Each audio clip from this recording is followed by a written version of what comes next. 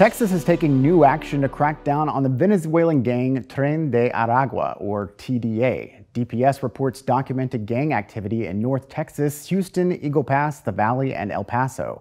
They're associated with violent crime, though it's unclear exactly how prominent they are in Texas. This week, Governor Greg Abbott announced DPS is creating a new strike team to target the gang and document suspected members.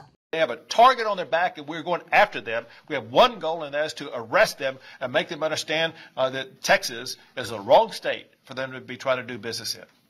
Along with the strike team, Governor Greg Abbott also announced a new database to keep track of members. Our Ryan Chandler sat down with Texas Tribune's Pooja Salhotra to learn more about the gang and the politics at play.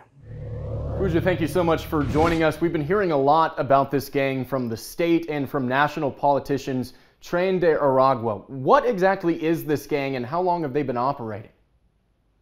Sure. So Tren de Aragua is a Venezuelan gang that originated actually in a prison in Venezuela. And we don't know exactly when, but we know they've been operating for at least a decade. And since starting in Venezuela, they've spread into other South American countries, including Colombia and Chile, as well as into Central America and parts of the United States. How concerned should Texans be? Is this a major public safety threat? I think that it's hard to know exactly how much of a threat that they are, just because we don't really have data on the exact number of arrests that have been made of gang members. We do know that about 3,000 immigrants from Venezuela have been arrested in Texas for crimes such as human smuggling, which is what that gang is known for: human smuggling and other criminal activity that targets migrants, like kidnapping, extortion, drug trafficking. There isn't a database that exists that tracks who is a part of this gang. So again, we don't have exact numbers, but we do know that they are in certain cities, especially along the border in El Paso. But from what I'm hearing from experts is it's really more of a threat in those South American countries. It's not yet, super widespread in Texas. It can be difficult in these kind of topics to decipher between the facts and the rhetoric surrounding this issue, because two things can be true at the same time. This could be a present threat that Texans should be wary of, and it is politically beneficial for Texas politicians to warn people about the threat. Can you elaborate a little bit on how this gang's activity is playing into the larger political environment, especially with the election coming up? Yeah, I think that's definitely true that politics has a big play in this. In fact, when Governor Abbott earlier this week talked about the gang at a press conference, he blamed the Biden-Harris administration for their, quote, open border policies and for allowing Venezuelans into the country.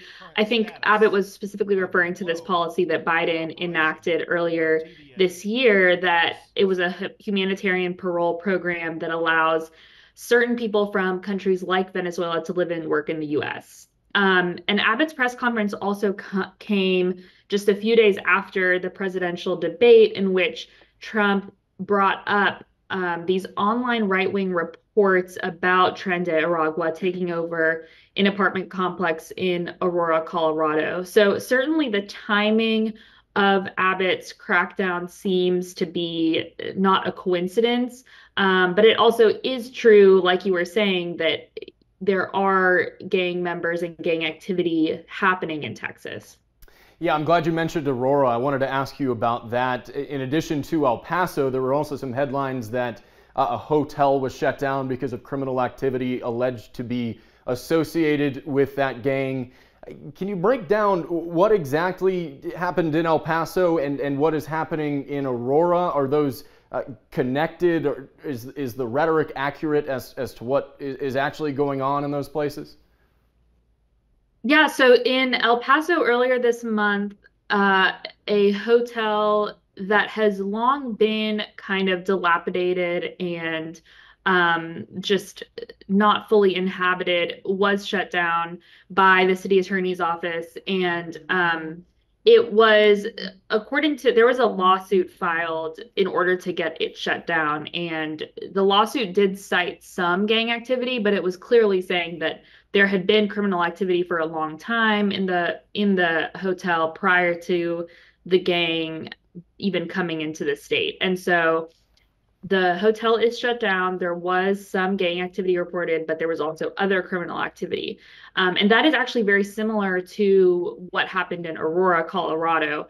Earlier this summer, a property management company said that 3 of its properties in the city had fallen into disarray because of gang activity. City officials disputed that, saying that, again, the properties were independently, repeatedly violating codes, and that there was criminal activity already going on.